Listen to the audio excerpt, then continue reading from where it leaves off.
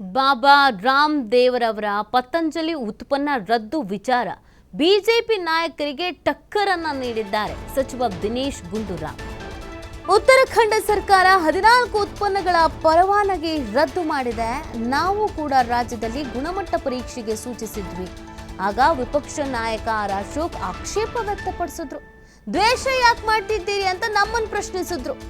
ಈಗ ಅವರದ್ದೇ ಸರ್ಕಾರ ಪತಂಜಲಿ ಉತ್ಪನ್ನಗಳ ಪರವಾನಗಿ ರದ್ದು ಮಾಡಿದೆ.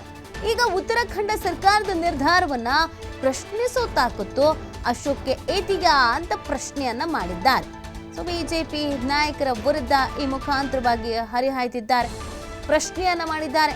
ಅಶೋಕ್ ಅವರಿಗೆ ತಾಕತ್ತಿದೆಯಾ ಪ್ರಶ್ನೆ ಮಾಡೋದು ಅಂತ ಕೇಳಿದ್ದಾರೆ. ಬಾಬಾ ರಾಮ್ ದೇವರವರ ಪತಂಜಲಿ ಉತ್ಪನ್ನವನ್ನ ರದ್ದು ಮಾಡಲಾಗಿದೆ. ಈ ವಿಚಾರಕ್ಕೆ ಸಂಬಂಧಪಟ್ಟಂತೆ ಬಿಜೆಪಿ ನಾಯಕರಿಗೆ ಟಕ್ಕರನ್ನು ನೀಡಿದ್ದಾರೆ ಸಚಿವ ದಿನೇಶ್ ಗುಂಡೂರಾವ್ ಅವರು. ಉತ್ತರಾಖಂಡ ಸರ್ಕಾರ 14 ಉತ್ಪನ್ನಗಳ ಪರವಾನಗಿ ರದ್ದು ಮಾಡಿದೆ. ನಾವು ಕೂಡ ರಾಜ್ಯದಲ್ಲಿ ಗುಣಮಟ್ಟ ಪರೀಕ್ಷೆಗೆ ಸೂಚಿಸಿದ್ವಿ.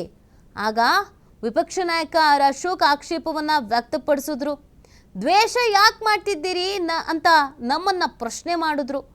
ಈಗ ಅವರದ್ದೇ ಸರ್ಕಾರ ಪತಂಜಲಿ ಉತ್ಪನ್ನಗಳ ಪರವಾನಗಿಯನ್ನ ರದ್ದು ಮಾಡಿದೆ.